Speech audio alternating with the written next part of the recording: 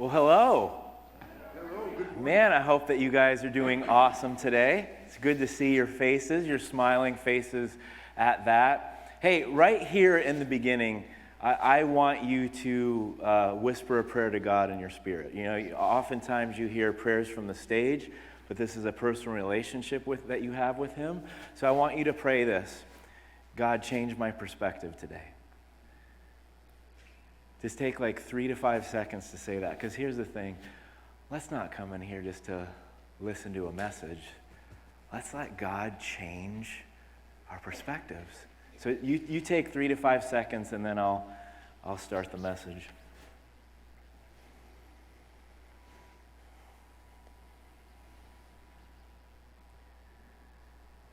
Well, again, it's great to have you today. If you don't know me yet, whether you're new online or outside or in here, my name's Chris. I'm one of the pastors here. And I want to start out the message asking some questions. Now, you're not going to have to raise your hand on these. These are pretty tough questions, but just between you and God, or, just answer these questions. Again, don't raise your hand, though. Here's the first question. Have you ever been betrayed or mistreated before? Think about a time where you maybe been betrayed or mistreated. Here's the second question. Have you ever been falsely accused where it cost you something? Maybe it cost you your reputation or a job or a relationship. Or how about this one? Have you ever felt forgotten before? Like, do I matter to others? Do I matter to God? I bet that all of us can at least say yes to one of those. And if you were able to say yes to at least one of those, then you've experienced what our hero has gone through today. And so you'll definitely want to pay attention to his perspective about God and how he responds to these things. And so we're going to take a look at just glimpses of a guy named Joseph. He's in the Bible because it reveals his perspective and response after facing many difficulties in his life. And we're going to take a look at just a piece of his story, but I have to set up the context for you of everything that he's been through. And it's part of the reason that I asked you guys the questions that I did, so that you could get into the headspace and heart space of what this guy named Joseph was going through. Because sometimes we just listen to a message, or we listen or read the Bible, and we don't really imagine what they're going through in the difficulty. So get this. Here's the first thing that happened to him. His brothers, you've ever heard of a sibling rivalry, right? All of us have probably heard of a sibling rivalry. Joseph's brothers took sibling rivalry to like as extreme as you could make it. They hated their brother so much. Some of you are thinking about your siblings right now. They hated their brother so much that they sold him into slavery and told their father that Joseph was killed by an animal. That's brutal betrayal. That's deep-seated betrayal. You thought the fist fight with your brother was bad?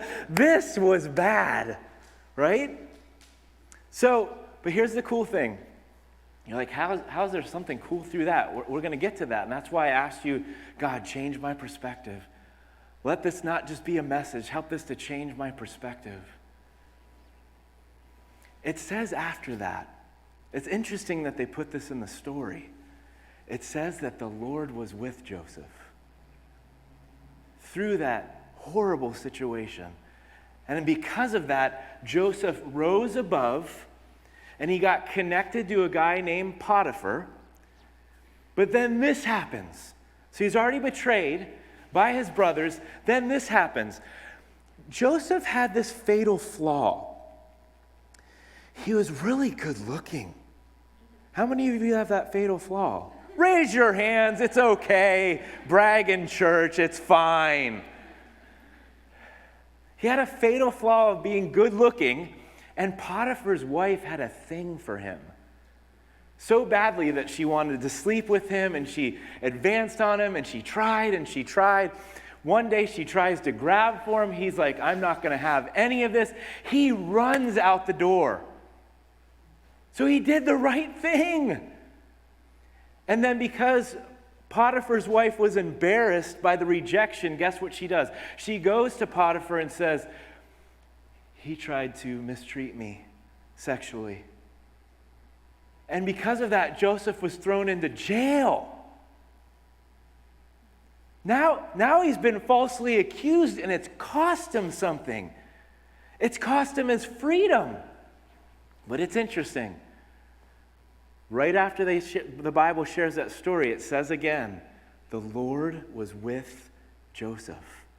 So even in the jail, God's helping Joseph rise above to the point where he's helping people. People are betraying him, falsely accusing him. He's helping people.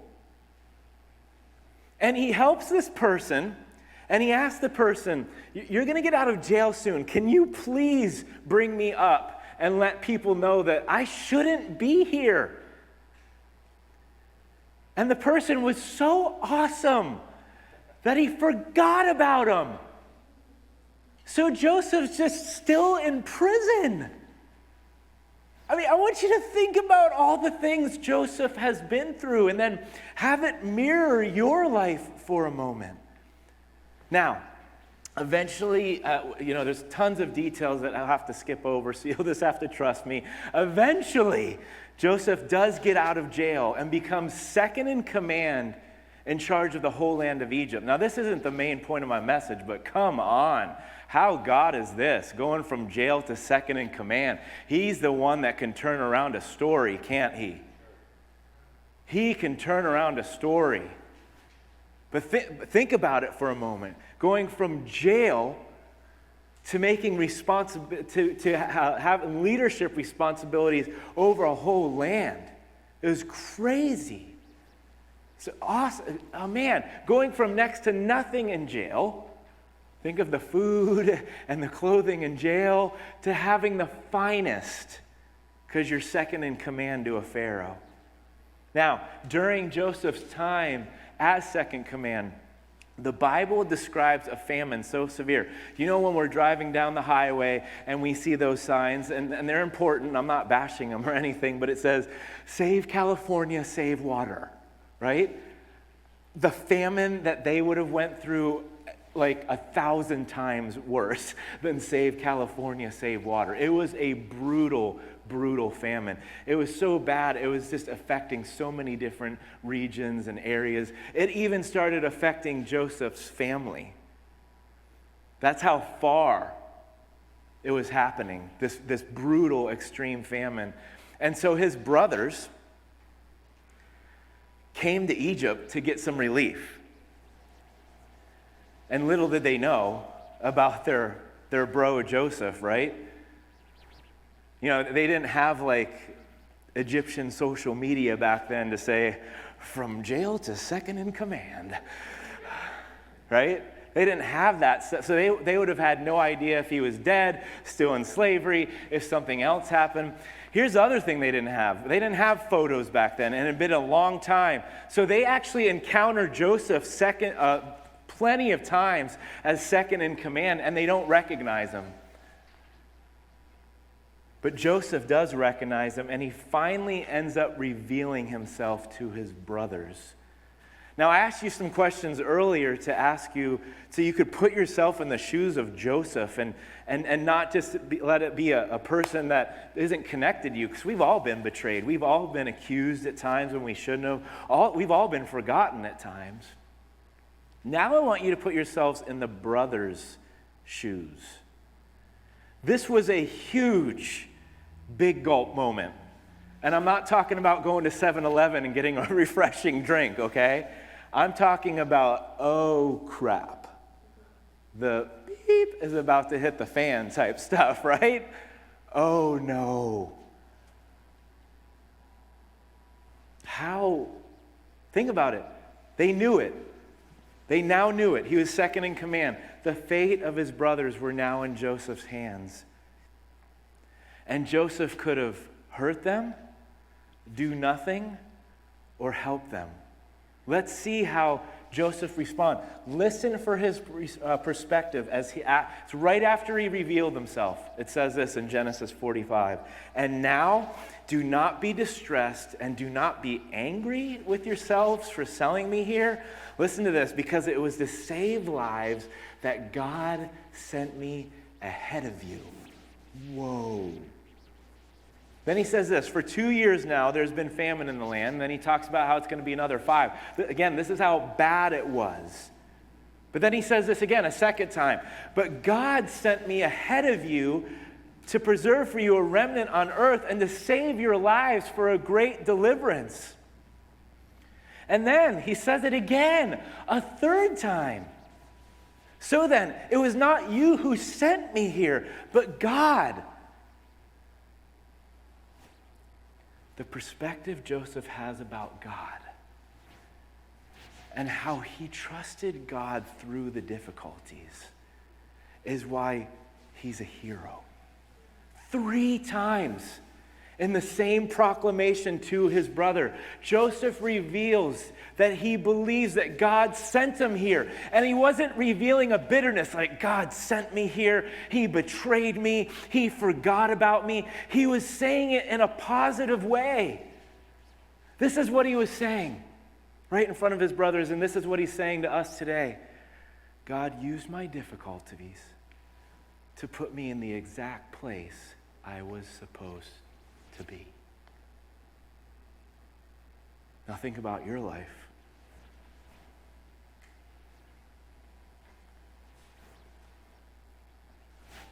God used my difficulties to put me in the exact place I'm supposed to be.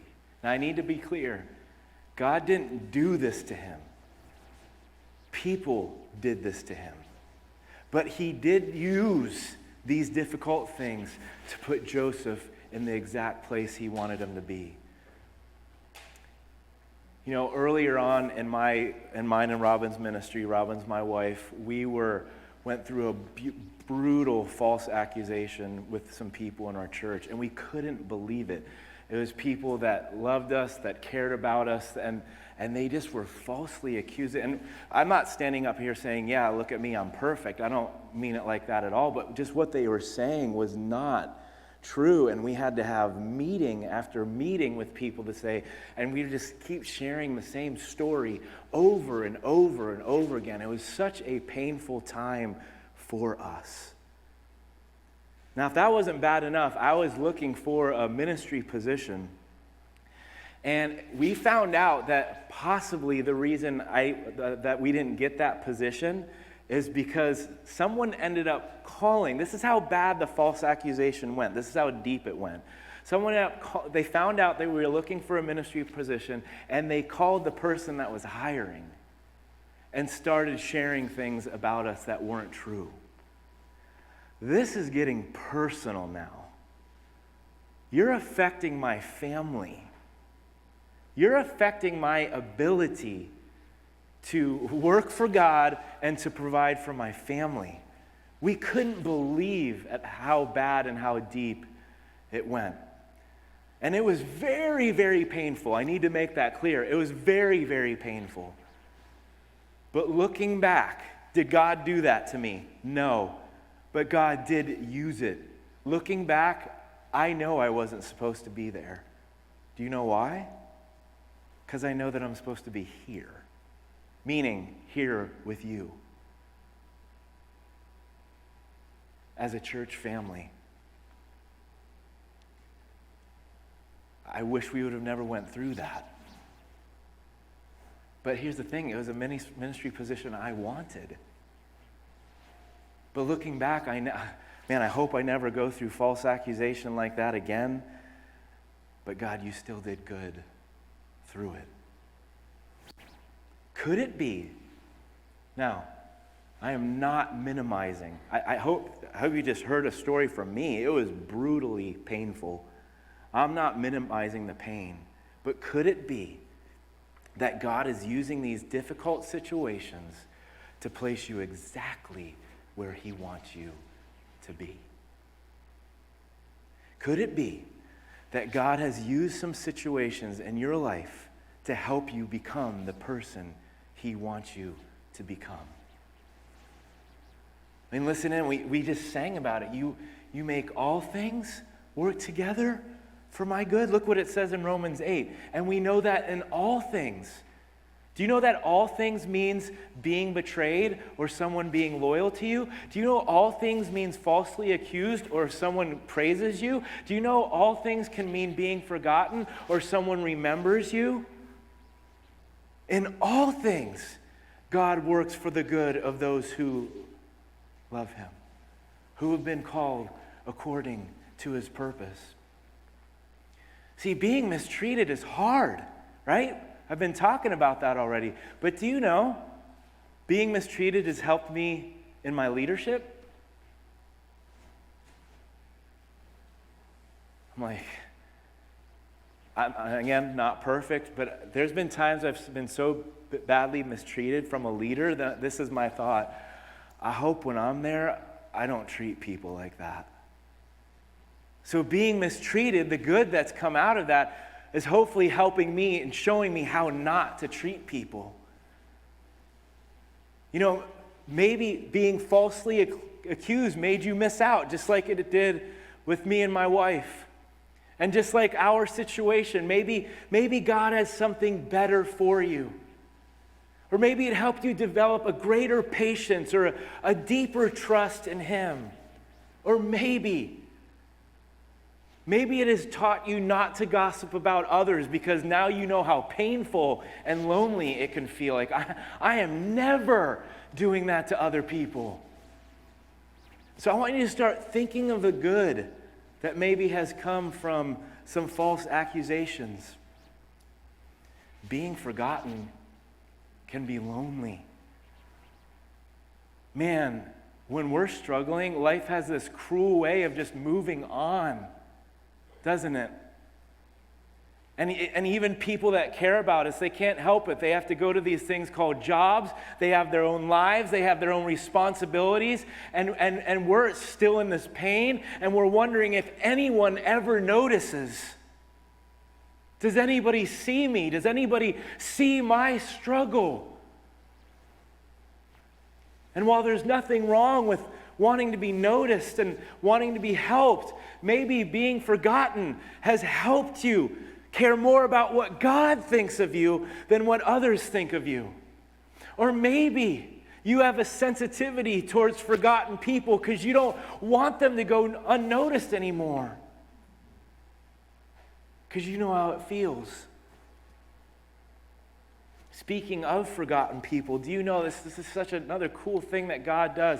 Our greatest hurts, you might have never, again, we're praying that God's going to change our perspective. That's why we did that at the beginning. That's why we whispered to him, God, this is not just another message. I want you to change my perspective. Do you know that he can take your greatest hurts and turn it into the greatest impact of how you help other people? That's what he can do. Why?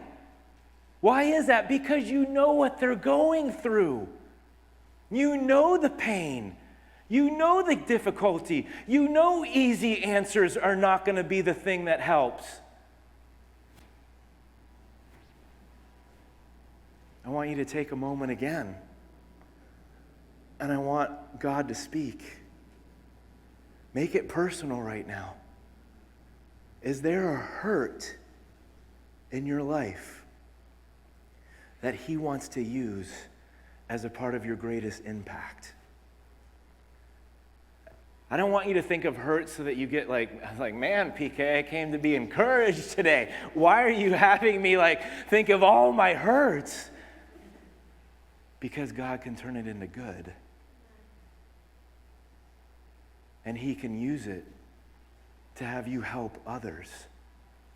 So is there a hurt that he's speaking about to you about today? He's like, I can turn that into an impact. Will you let me? Because guys, there have been times when I've looked back, and this is something similar that I'm thinking in my head, man, I hope to never go through that again. But I'm so glad I did, because it put me right where I'm supposed to be, or it prepared me to be the person I am today. Now, here's what I'm not trying to do. I'm gonna say this a couple times. I'm not trying to make you feel like you can't be disappointed about things, that your pain isn't real and that you need to ignore it or you can't grieve. No, it's okay to be disappointed. We should face and push through our pain. God wants us to grieve. I don't bring it up for those reasons. My hope is that in the difficulties or in the pain that you're facing, that you can still have a hopeful perspective that God is up to something good. God, you can take this pain, you can take this disappointment, and you can turn it into something good. There's this famous portrait, maybe you've seen it before, and it's going to be up on the screen here. And it's a portrait that, depending on the view that you're looking at, you're going to see something different. So, if you look right there, typically you're going to see an old lady with her nose, her chin, and her lips. If you look right here, you're going to see a young girl with her eyelashes, nose, and her chin.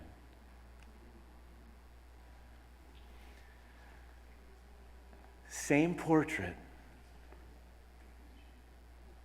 Same portrait. But just by looking at a different view, you see someone completely different.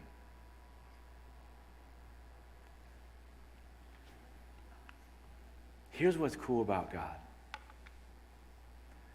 He doesn't ignore your perspective, the pain, the difficulty, the betrayal, the hardships. He's not telling you to stuff it down. He's not pretending with you. He knows it's real. He wants to help you through it. But in that, he also wants to give you another perspective. That perspective being that I can turn your betrayal, your accusations, your difficulties, your pain into something good.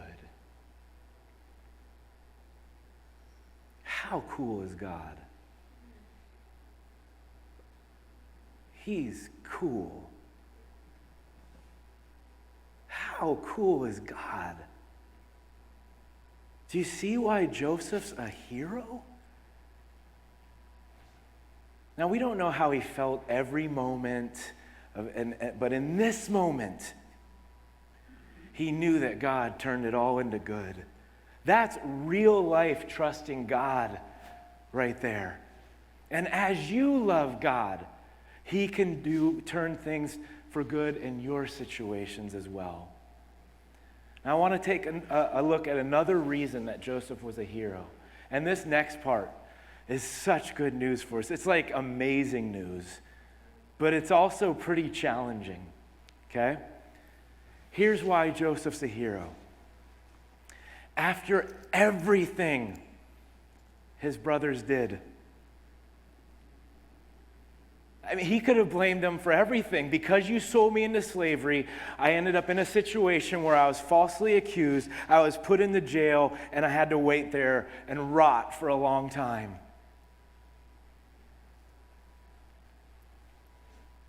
After everything his brothers put him through, he forgave them.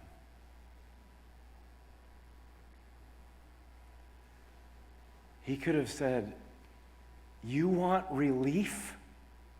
Where was my relief when you sold me? You want relief? Go somewhere else. You want relief? You're not getting any. In fact, you're getting the penalty." Joseph didn't do that. He forgave his brothers. So, again, we're talking about sibling rivalry to the extreme. We're talking about deep betrayal. We're not talking about just someone ruining your reputation. That's bad enough. They thought so lowly of Joseph that they sold him for money. And he forgave them. I know that when we talk about forgiving others, it's not easy. And maybe God is encouraging you through Joseph's story to forgive. And I want to set a couple things straight about forgiveness. Forgiveness doesn't mean that you minimize what someone has done to you. You know what? It's no big deal. It's okay. I forgive you anyway. We might not always have to say how it is, but it's okay to be able to go before someone and say, hey, this hurt. You affected me. I felt it deeply, but I forgive you anyway. Forgiveness doesn't mean you can't have boundaries. Boundaries can be very healthy. Listen into this verse. It says in Proverbs 27, the prudent see danger and take refuge, but the simple keep going and pay the penalties. See, boundaries are there. They're really helpful because it gives you the space to discern whether someone's changing or not. Now, I encourage you to forgive them no matter what. Why? Because forgiveness is good for you.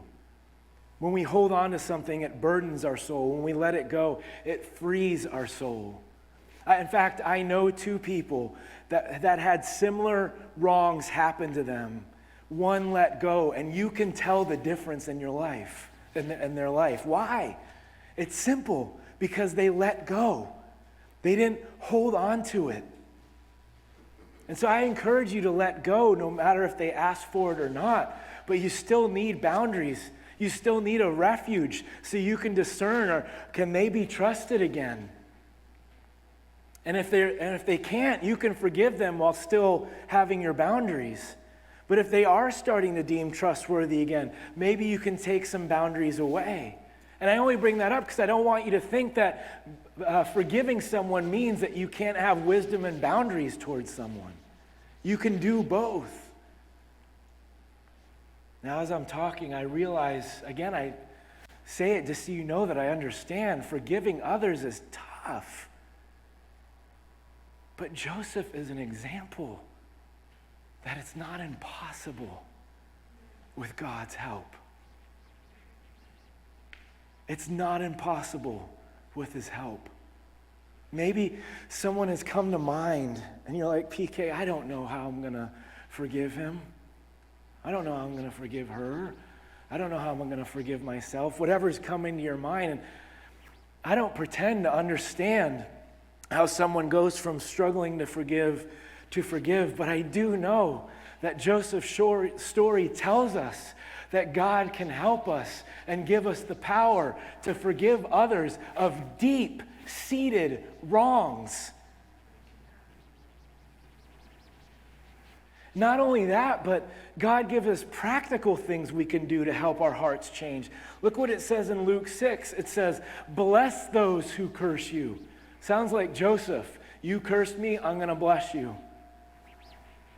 Pray for those who mistreat you. I'm going to say it again. It's not easy. And again, I don't pretend to fully understand how someone goes from struggling to forgiving, but if you're blessing and praying for that person, that probably will go a long way in helping your heart change towards them.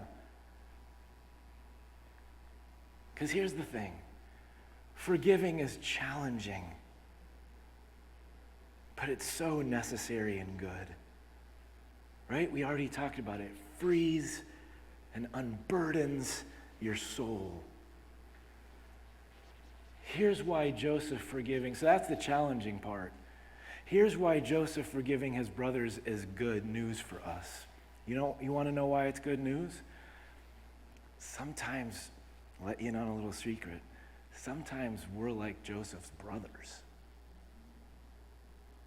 We're the ones that mistreat others.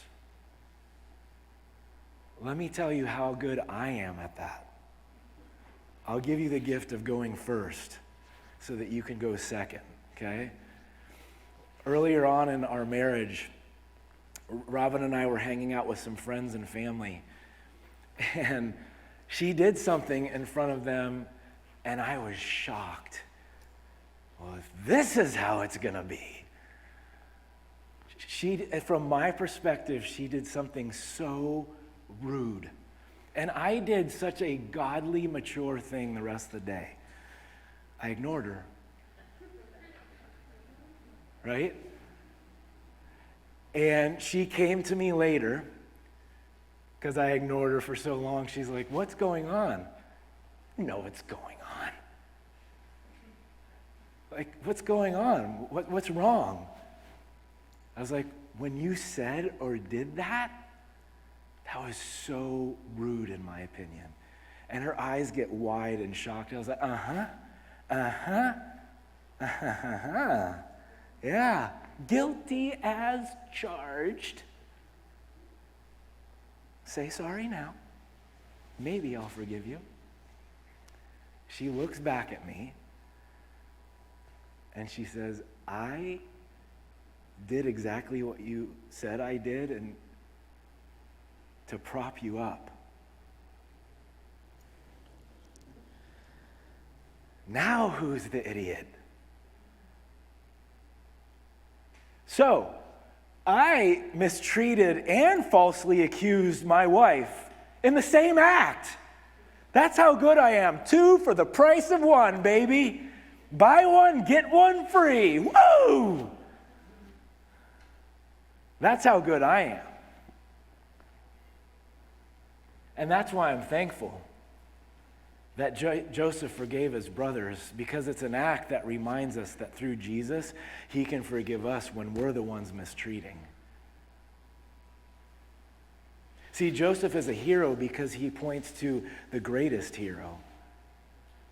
Jesus is our greatest hero because if we ask him, he'll forgive us when we're the ones that need it. See, it doesn't feel good when we've been mistreated, but it sure feels good when we've been doing the mistreating, and Jesus says, I'll take it. That's okay, try again. And maybe, again, I don't pretend to understand the struggle to being able to forgive people. I don't. It's just a thought for you to think about. Maybe forgiving others would become easier as we remember that we need his forgiveness for doing the same thing. I mean, listen into the verse. Look what it says in Matthew 6, our last verse for the day. It says, and forgive us our debts. What does it say next? As we also have forgiven our debtors. Can we say that out loud together? We're going to read it together. And forgive us our debts. Let's make it personal now. And forgive us my debts as I forgive my debtors. Jesus, thank you. Thank you for forgiving me when I've been mistreated. Help me to forgive the people that have mistreated me. And as we start to close, I just want you to see this real quick. The very people that betrayed and mistreated Joseph are the very people that God sent Joseph to save. What the heck? But it's good news. It shows that God can help the betrayed and also help the betrayer. It shows that God can help the falsely accused and he can forgive the accused. It shows that God can help the one that's forgotten and he can give a new perspective to the people that don't value people. And that's good news. You know why that's good news? Because while we've all been mistreated, we've also mistreated others. God, change my perspective. Whisper it again now that you've heard the message. God, change my perspective. And before I pray, I have 3 statements for you to reflect on. Please know you don't have to focus on all of them. You can just do one. Heck, you don't have to do any of them, obviously. But maybe just do one at a time. First one is this. God, please help me to trust you with they're your fill in the blanks today. I don't have the answers for you. What do you need to trust him for? What is something difficult, painful, or bad in your life right now that you need to trust that he can turn into good somehow in some way? And maybe that bad will still take you to the place where you're supposed to be. Or maybe that bad will prepare you to be the person you're supposed to become. Because God can turn all things into good. Number 2, God, please help me to forgive. Maybe there's someone in your life, and God's like, yeah, they did mistreat you, they did betray you, but it's burdening your soul. It's making you not trust other people now. Now you look at everybody with a questioning eye. Now you look at other people that have never done anything and you're bitter towards them. God, please help me to forgive. You fill in the blank. And then number 3, God, please forgive me for. God, I'm the one that mistreats sometimes. Please forgive me for whatever God wants to challenge you with. Because His love, here's what's so cool about God's grace. It's here to help the person that's been betrayed, and it's here to forgive the person that's mistreated. How cool is God that He can do that? Then in His broad stroke of grace, He can help everyone if we ask for it. But this is so important. So I want to pray with you about it. So if you can bow your heads and close your eyes. I don't know what's gone through your heart and mind during this message, but in the beginning you asked God to change your perspective, that this wasn't just going to be a message that you hear and then leave and then forget about it, but you're going to ask God to really change your perspective. Out of these 3 things, again, just focus on one. What is the one He wants to change your perspective on as you're praying? God, I thank you so much that you're such a powerful and gracious God, that you can come to the mistreated and also forgive the people mistreating. And that's good news for all of us because we've been in both categories. We've been on both spectrums. And I just pray today, I don't know what my brothers and sisters are going through, but I do know that you can change their perspective. And just like that portrait, maybe they're staring at this picture, but you just want them to see it from a different view, and it would just change everything. Maybe today, God, it's like that old lady that's just down and discouraged and depressed, but you're trying to circle another part of the portrait so they see, God, you're still here. You're still doing good in my life. Thank you that you're that big, and you're that powerful, and you're that gracious. It's good news for us. Because wherever we're at on the spectrum today, you can heal us, you can forgive us, and you can make things good. We love you, God. We pray these things in your name. Amen.